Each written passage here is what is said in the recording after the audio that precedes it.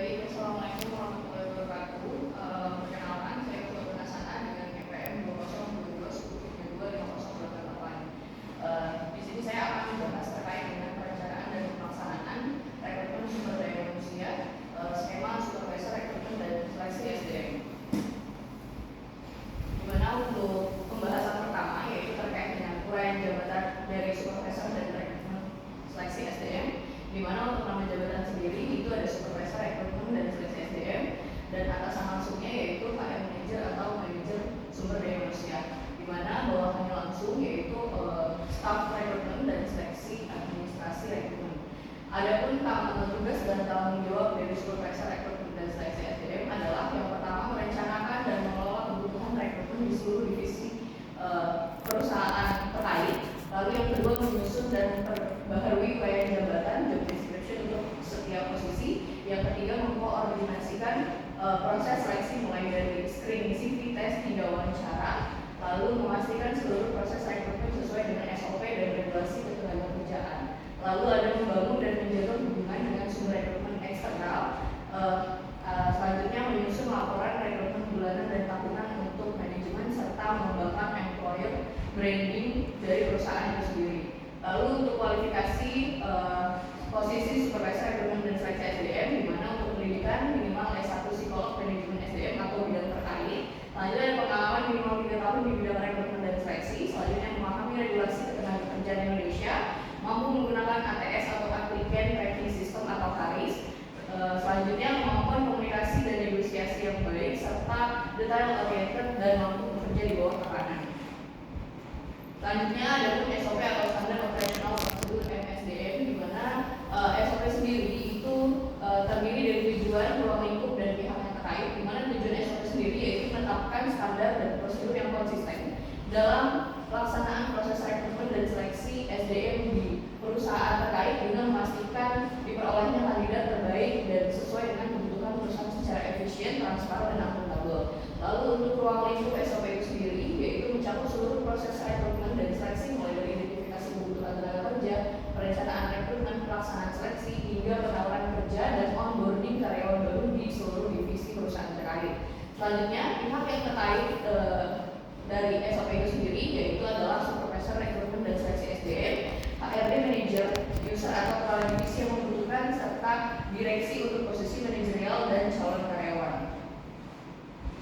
Selanjutnya untuk proses rekrutmen kita ambil sampling untuk kebutuhan kandidat accounting staff, di mana proses rekrutmen sendiri yang pertama dibutuhkan informasi yang jelas yaitu posisi yang dibutuhkan apa, yaitu accounting staff, lalu divisi keuangan dan akuntansi, lokasinya ada di kantor pusat perusahaan terkait, status karyawan tetap atau kontrak, dan jumlah kebutuhannya adalah 1 orang.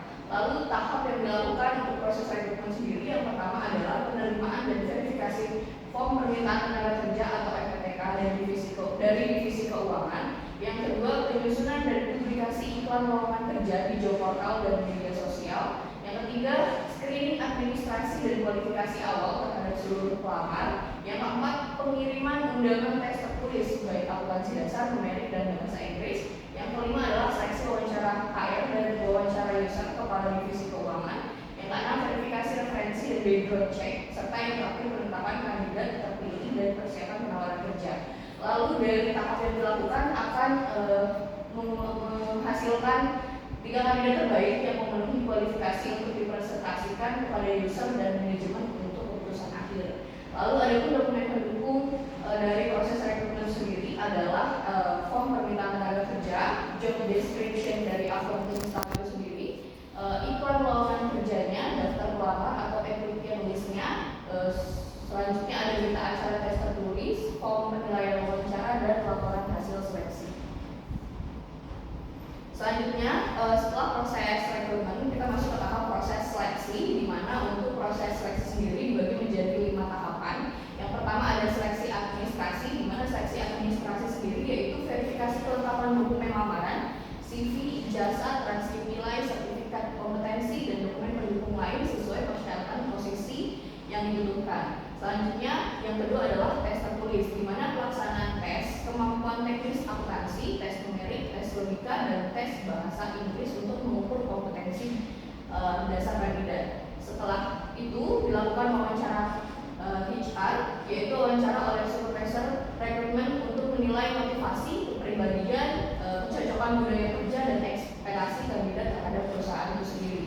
Yang keempat ada wawancara user, yaitu wawancara oleh kepala divisi keuangan untuk menilai kedalaman pengetahuan teknis akuntansi dan kemampuan kandidat dalam menjalankan tugas posisi. Dan yang terakhir adalah background check dan referensi, di mana background check ini dilakukan verifikasi riwayat pendidikan, pengalaman kerja, dan referensi dari perusahaan sebelumnya untuk memastikan integritas dan kredibilitas kandidat.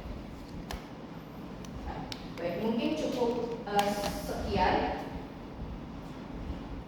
Belum selesai, Pak.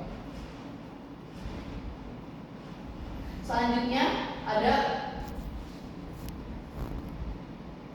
penawaran kerja, di mana setelah proses rekrutmen, proses seleksi dilakukanlah penawaran kerja, yaitu ada beberapa tahapan, di mana yang pertama ada persiapan penawaran, yaitu supervisor rekrutmen menyusun dokumen penawaran kerja atau offering letter yang mencakup posisi divisi, lokasi kerja, tanggal mulai kerja, serta rincian kompensasi dan benefit yang ditawarkan. Yang kedua adalah komunikasi penawaran, di mana supervisor rekrutmen menghubungi kandidat terpilih melalui telepon untuk menyampaikan kabar baik, kemudian mengirimkan offering letter resmi melalui email untuk ditinjau oleh kandidat. Lalu yang ketiga adalah negosiasi jika diperlukan.